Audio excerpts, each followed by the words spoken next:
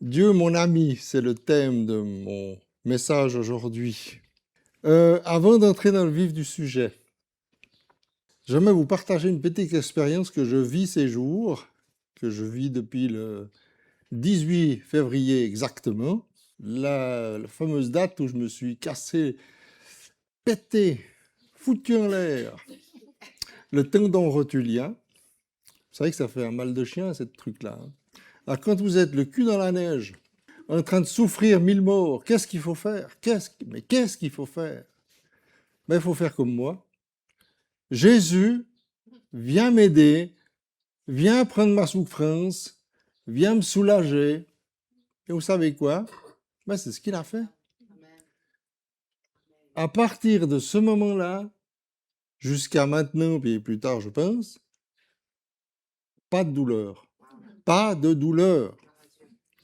Vraiment, le Seigneur, il prend soin de nous. Et je dis vraiment avec une majuscule. Pas dire que j'ai pas eu de la gêne, ou des tiraillements, ou des fois une impression d'étau dans le genou, mais la douleur n'était pas là. Donc, gloire à Dieu. Alors, est-ce que vous avez des amis? Des copains? C'est quoi la différence? C'est quoi un ami? C'est quoi un copain? C'est quelqu'un sur qui on peut compter en toutes circonstances? C'est quelqu'un avec qui partager son mal-être, ou, pour être moins négatif, son bien-être? Quelqu'un qui nous est proche aussi spirituellement, peut-être? Moi, je dirais que c'est tout ça à la fois. Il y a une similarité d'ailleurs, ce que nous vivons avec un ami, un copain ou comme ça, et le Christ. Mais il y a quelque chose qui me gêne des fois, me gêne beaucoup. C'est quand j'entends dans certaines églises, Wouah, Dieu, c'est mon copain, ou bien Jésus, c'est mon pote. Ouh, on est sûr de ça? Moi, je trouve que cette familiarité-là, ça me fait un peu songer. Je reste un peu sur ma faim. Il faudrait peut-être changer un peu les termes des fois. N'est-ce pas cela la crainte de l'Éternel au final? Alors, comme d'habitude, vous connaissez mes travers maintenant. Voilà une définition. Définition, donc l'ami qui vient du latin amistet, qui signifie affection entre deux personnes en dehors des liens du sang ou de l'acte trait des sexes. En d'autres termes, un ami ou une amie ne saurait être confondu avec un ou une amoureuse, bien qu'il y ait une notion d'amour platonique dans l'amitié. Et puis la sens figurée, ami des arts, conseil d'amis, etc. Et les synonymes sont camarades, compagnons, partenaires, familiers, compères, amoureux et bien-aimé. Retenez bien ce bien-aimé. Copain c'est quoi? Alors, c'est un mot qui est apparu dans sa forme COPIN au XVIIIe siècle, qui signifiait à l'époque grand homme sot et niais. Par contre, le mot compin, qui a donné copain actuel, apparu au XVe siècle, voulait bien dire, lui, compagnon, celui avec qui je partage mon pain. Alors les synonymes, ça ressemble un peu à ami, camarade, compagnon, ami, acolyte, partenaire, compère, pote, condisciple et complice. C'est pour les plus courants. Vous voyez, amis, copains, ça s'entremêle désormais dans un joyeux méli-mélo linguistique à en perdre son latin. Alors, je vais vous parler de 7 qualités de Dieu ce matin. 7. Pourquoi 7? Il y en a beaucoup plus. Il y en a énormément de plus. Mais 7, c'est quand même un chiffre parfait, non? Et puis, en plus de ça, moi, j'aimerais bien que vous puissiez aller manger à midi, donc je vais faire un peu plus court. Mais le chiffre 7, c'est à l'image de Dieu. C'est parfait. Il a créé le monde en 7 jours, par exemple, où il y a les 7 paroles de Jésus sur la croix, où il y a nos Israélites qui ont fait 7 fois le tour de Jéricho, avant que les murailles s'écroulent. Et puis les cathos, ils ajoutent les 7 péchés capitaux ou les 7 sacrements. Mais 7, c'est très important. Alors, première qualité, Dieu est amour. Première qualité. Celui qui n'aime pas n'a pas connu Dieu, car Dieu est amour. 1 Jean 4, 7, 8. Alors, dans toute l'histoire de l'humanité, Dieu se révèle comme celui qui aime sans condition. Un cœur de père aimant ses enfants, mais que ceux-ci, un enfant gâté, font saigner parfois. Pourtant, son amour est le plus fort, il est éternel. Et la preuve en est le sacrifice qu'il a consenti à la croix. Jean 3, 16. Dieu n'aime pas seulement les chrétiens, par ailleurs, il aime tout le monde. La profondeur de cet amour est insondable, impossible à appréhender pour nous autres les humains. Jamais un de nos congénères ne pourra nous aimer autant que Dieu lui-même. Et alors, toujours dans l'histoire du français, des définitions, il y a quand même 3 définitions que j'aimerais relever avec ça. L'agapé, vous connaissez, l'amour divin, souvent traduit d'ailleurs par la charité. C'est l'amour parfait, celui de Dieu précisément. En bénéficier, ne doit rien du tout au mérite ou qui on est, mais uniquement de cette grâce de Dieu qui n'appartient qu'à lui seul. Et je lis dans 1 Jean 4, 10, et cet amour consiste non point en ce que nous avons aimé Dieu, mais en ce qu'il nous a aimés et a envoyé son Fils comme victime expiatoire pour nos péchés. Ensuite, vous avez Eros, l'amour romantique. L'amour Eros, typiquement humain, est l'intimité physique entre un mari et une femme dans le mariage. Dans le mariage. C'est un don de Dieu. Genèse 2, 18, 24, Proverbes 5, 18, 19, Cantique des Cantiques 4, 9, 10. Dans notre société, hélas, Eros est perverti et se prête à tout et n'importe quoi, et dans la sexualité particulièrement. Et puis, il y a une 3e définition qu'on ne voit pas souvent, qui est philia, c'est-à-dire l'amour fraternel. Cette affection concerne particulièrement l'amitié. Toutefois, dans un couple qui s'aime, Eros est aussi philia avec le temps, sans que l'un efface l'autre, et qu'au contraire, ils vont se renforcer l'un l'autre dans une reconnaissance mutuelle. Et puis avec philia, j'avais une petite anecdote qui nous vient des États-Unis, comme par hasard. William Penn, au début des années 1681, donc les premiers colons qui sont allés par là-bas, il a conclu un traité avec un chef amérindien qui s'appelait Tamanend pour construire une ville portuaire sur le fleuve Delaware. Et cette ville lui servirait de centre gouvernemental. Et on l'appelle Philadelphia, de Philia. Donc, la ville de l'amour fraternel. 2e qualité. Dieu est juste, ô Éternel, et tes jugements sont équitables. Psaume 119, 137. Face au mal, parfois même au mal absolu, on se demande réparation. On réclame justice. Or, que voit-on quelquefois se produire ? Le brigand, le méchant, l'infâme personnage, le meurtrier, le violeur, le pédophile, j'en passe, s'en sort sans une égratignure, même pas condamné. Vice de procédure, manque de preuves directes, témoignages de victimes contradictoires, suffisent à ce que le juge décide la relaxe du prévenu. Alors ça va pas du tout. Parce que la loi, bien sûr, appliquée par le juge, c'est condamner quelqu'un par des preuves A plus B. Mais c'est injuste aux yeux des victimes et des proches des victimes, et c'est injuste aussi aux yeux de Dieu.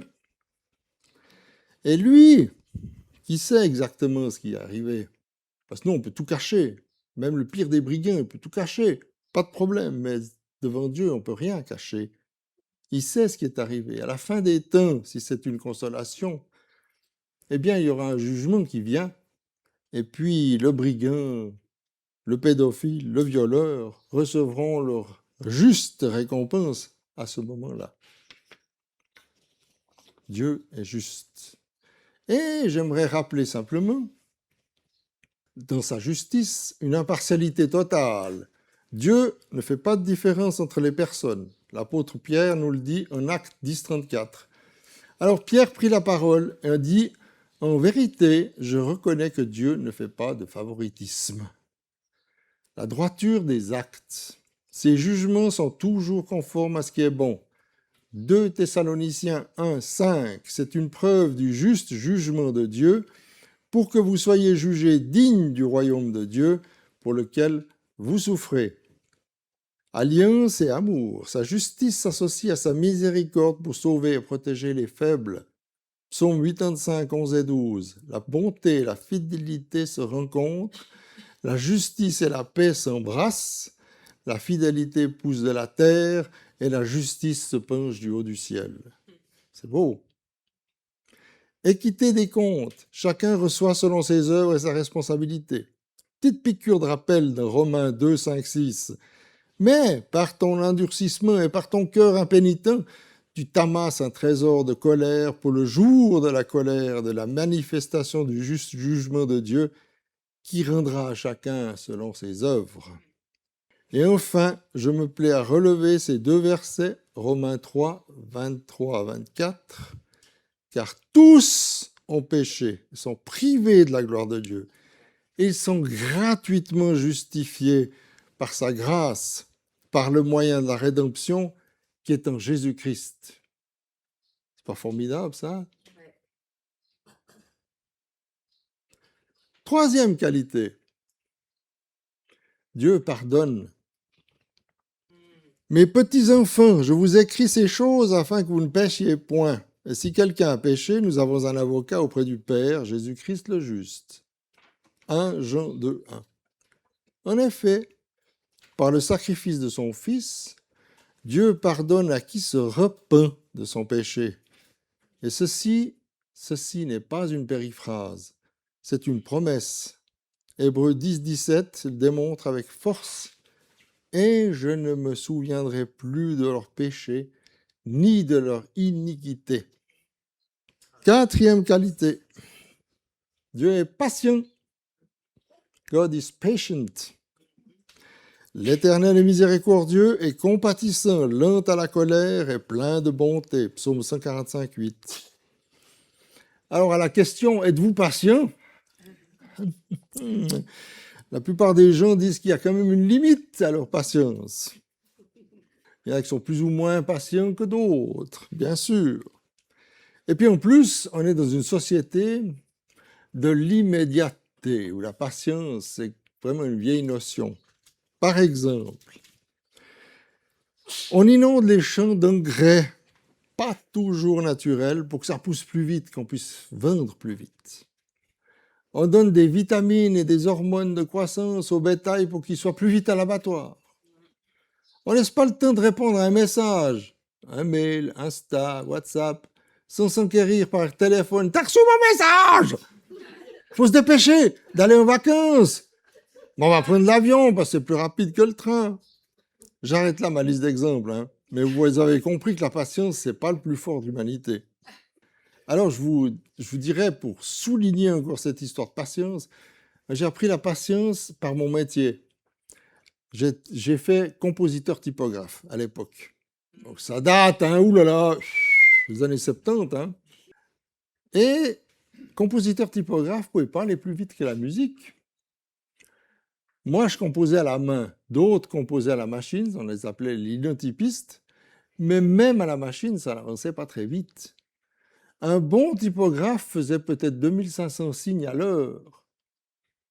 Et ça, c'était les exigences de l'examen.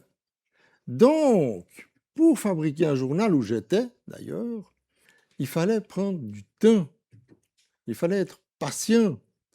Il fallait que le rotativiste attende que les flancs, ce qu'on appelait les flancs en plomb, soient prêts. Mais pour que les flancs en plomb soient prêts, il fallait que, auparavant, les linotypistes et les typographes aient fait leur travail. Donc, c'était toute une chaîne qui suivait et où il y avait le temps.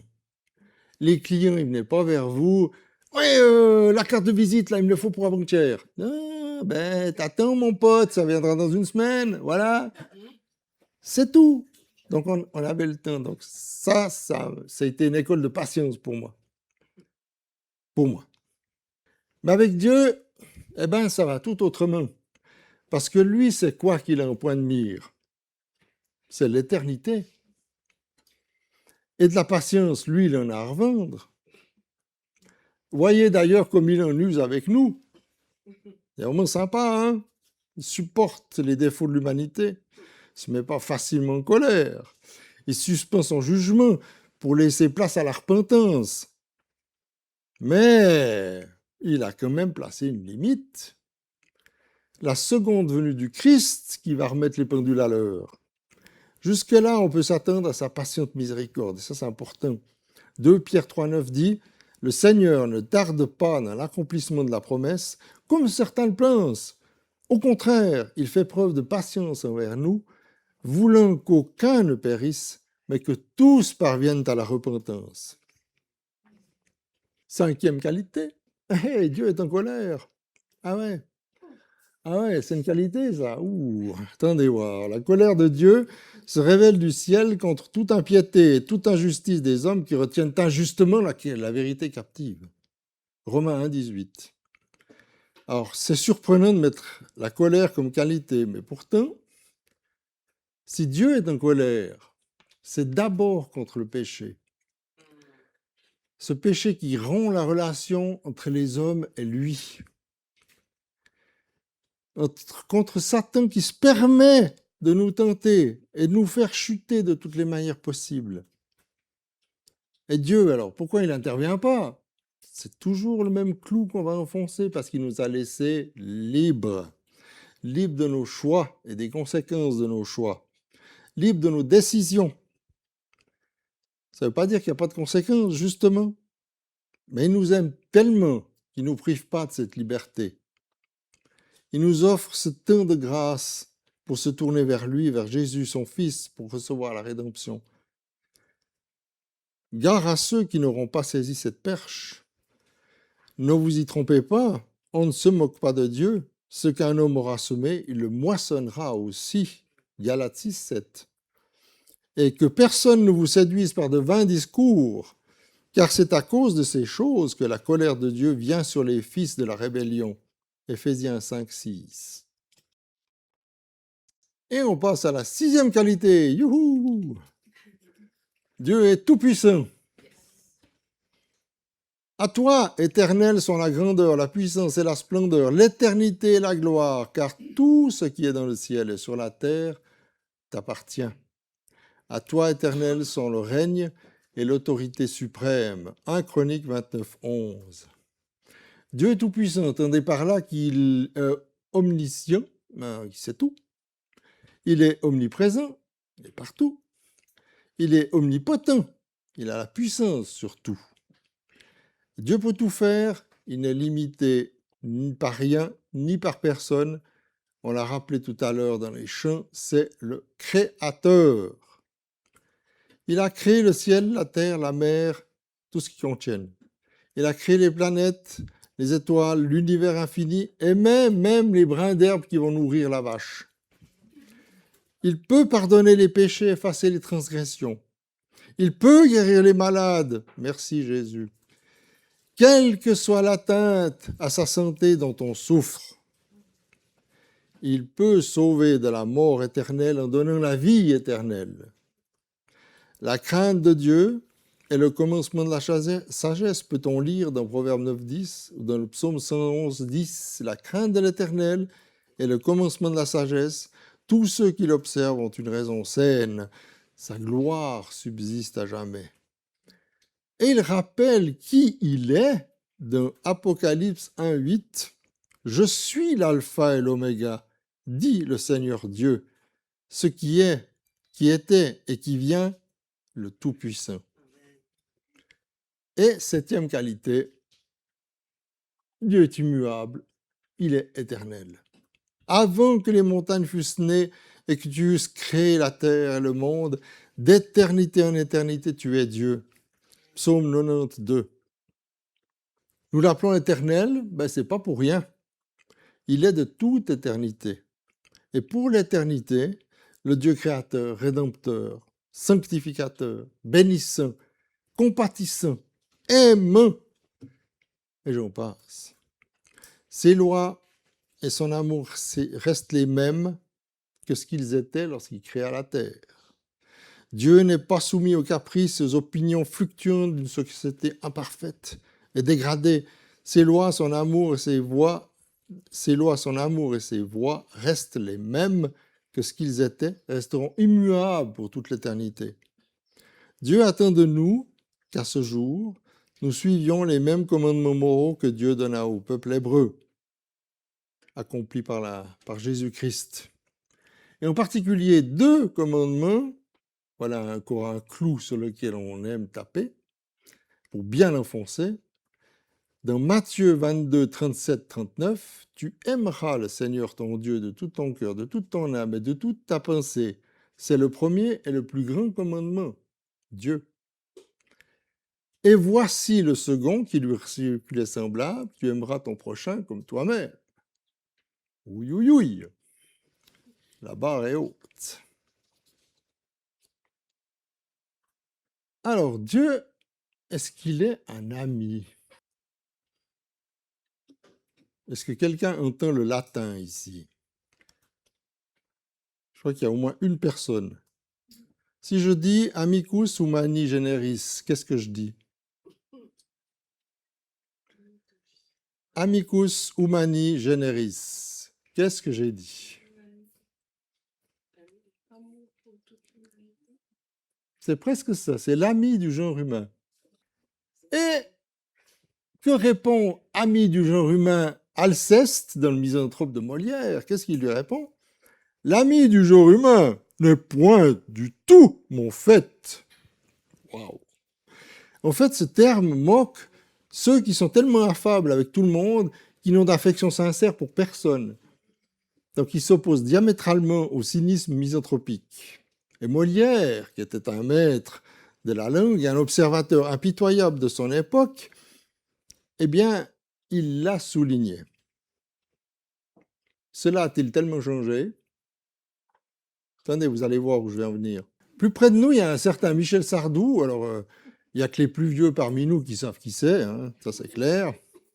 Qui avait écrit dans sa chanson Vladimir Ilitch, je ne sais pas si vous vous rappelez, amis du genre humain, ils sont devenus fous. Vladimir Ilitch, amis du genre humain. Moi, je ne vais pas trop cautionner cette phrase-là parce que là, on parle de Lénine, Vladimir Ilitch, qui était tout sauf un ami du genre humain. N'oublions surtout pas que c'est lui qui est à l'origine d'une des plus sanglantes révolutions que le monde ait connues, à part la Révolution française et la Terreur. Mais revenons à nos moutons. Dieu, lui, c'est un ami ou pas? Eh bien, moi, je pense qu'il n'en est rien. Dieu reste Dieu. Saurait être confondu avec un ami ou pire, un copain. Il est notre créateur, il est notre Père. Alors, est-ce que notre Père terrestre, c'est un ami? Que nenni. Il est là pour nous donner une bonne éducation,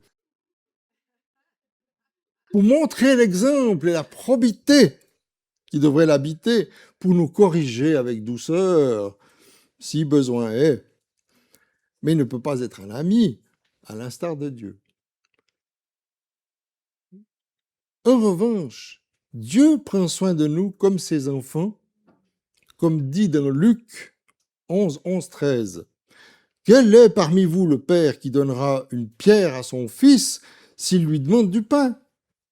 Ou s'il lui demande un poisson, lui donnera-t-il un serpent au lieu d'un poisson? Ou s'il demande un œuf, lui donnera-t-il un scorpion? Si donc, méchants comme vous l'êtes, vous savez donner de bonnes choses à vos enfants, à combien plus forte raison le Père céleste donnera-t-il le Saint-Esprit à ceux qui le lui demandent? Le Saint-Esprit, c'est juste une chose parmi d'autres, hein, entre parenthèses. Dieu utilise nos parents pour prendre soin de nous sur cette terre, mais il n'est jamais loin lorsqu'on se confie en lui. Alors, sa grâce se révèle à nous. À l'ombre de ses ailes, nous ne craignons aucun mal. Car si l'homme peut détruire la chair, on est tous mortels, on peut nous tuer. D'ailleurs, il y en a qui ne se gênent pas dans le monde pour tuer les chrétiens et d'autres. Eh bien, on ne peut pas détruire l'âme. L'âme, elle appartient à Dieu, pour autant qu'on le reconnaisse, bien entendu, comme notre Père céleste. Alors, je vais aller dans la conclusion. Pour nous chrétiens, il y a un seul Dieu, en 3 personnes. On appelle la Trinité. Le Père, le Fils, le Saint-Esprit. Je crois qu'on a chanté les 3, en fait, tout à l'heure. C'était formidable. Alors, j'ai beaucoup évoqué le Père, parce que c'était mon propos, c'était de rappeler qu'il est le Dieu 3 fois saint. Il nous appelle à être saints comme lui, par ailleurs. Mais c'est une mission difficile, bien entendu, d'être saint. Et tout à fait impossible sans sa grâce. Tout à fait. Par contre, alors posons-nous la question, si Dieu ne saurait être notre ami, est-ce que Jésus-Christ, lui, il l'est? Avant de répondre à cette question, permettez-moi de relater brièvement ce que notre société a fait de lui. Alors, pour ceci, je vais vous prendre un petit exemple dans l'Antiquité. Vous savez qui c'est? Les historiens. Enfin! Ben là, vous avez Alexandre le Grand. Alexandre le Grand, roi de Macédoine, né en 356, mort en 323 avant Jésus-Christ. Il y en a qui ont l'impression que je m'enlise de nouveau, mais ce n'est pas du tout le cas, vous allez voir. Il a conquis un empire immense, il s'est même attaqué à l'Inde, où il s'est cassé les dents d'ailleurs, et tout ce qu'on sait de lui tient à des sources peu fiables. Des écrits qui remontent au mieux au 1er siècle, voire au 2e siècle de notre ère, ça veut dire 400 ans après sa mort. Et pourtant, personne dans notre société ne met en doute ni qui il était, ni ce qu'il a fait. Bon. Maintenant, nous avons un courant de pensée qui nie l'existence de Jésus. Et tout ce qui concerne Jésus, non seulement est annoncé dans l'Ancien Testament par les prophètes, mais en plus est attesté dans le Nouveau Testament, dont tous les textes ont été écrits avant la fin du 1er siècle. D'autre part, ces textes se fondent sur des témoins qui ont vécu avec le Christ, qui ont vu le Christ, qui l'ont vu ressusciter, qui l'ont vu monter au ciel. Et tous les manuscrits, notamment ceux de Qumran, attestent que le Christ a existé. Et aujourd'hui, l'Esprit Saint lui-même en rend témoignage à tous les croyants authentiques. Mais voilà, comme à l'époque du Christ, sa personne même est clivante. Il vient pour nous réconcilier avec le Père, mais par là même, il nous met le nez dans le péché. Impossible à camoufler ou atténuer, qui nous accuse bien plus sûrement qu'un tribunal. Et Jésus veut que nous soyons en mesure de l'effacer par la grâce du Père et son propre sacrifice à la croix. Alors, vous allez voir, c'est bientôt fini. Qu'est-ce qui retient les gens? Parce que il y a des choses qui retiennent les gens d'aller vers Jésus. Alors, premièrement, Satan, qui leur fait croire, comme dans le Jardin d'Éden, qu'ils seront des dieux sans Dieu. L'homme se débrouille tellement mieux par lui-même. Ouais, on voit ce que ça donne. Hein. La simplicité avec laquelle le salut est offert, ce qui est simple, ne convient en général pas aux humains. On cherche toujours de midi à 14 heures, alors que la solution, elle est sous notre nez. La gratuité de ce salut. Ce qui est gratuit, c'est suspect. Combien je vais devoir payer cette gratuité? L'orgueil qui consiste à ne pas vouloir dépendre de quiconque. Le quand dira-t-on? Mais qu'est-ce qu'ils vont penser les gens? Ils vont croire qu'on est des momiers ou quoi? La croyance qu'on est libre sans Dieu, pas de contraintes, pas d'ordre à recevoir, pas de pratique à accomplir, pas d'église à fréquenter. Youhou! Le dimanche au golf. La religion qui inculque justement des pratiques et des rites qui sont tout sauf de bonne odeur à Dieu. Tout ça, c'est garbage out, poubelle. Viens, Jésus, me purifier de tout ce chenille dont je n'ai pas besoin. J'ai seulement besoin de ta présence, tellement réconfortante, tellement douce et agréable. Je ne peux plus m'en passer. Je suis accro à toi, Jésus, et j'en suis fier.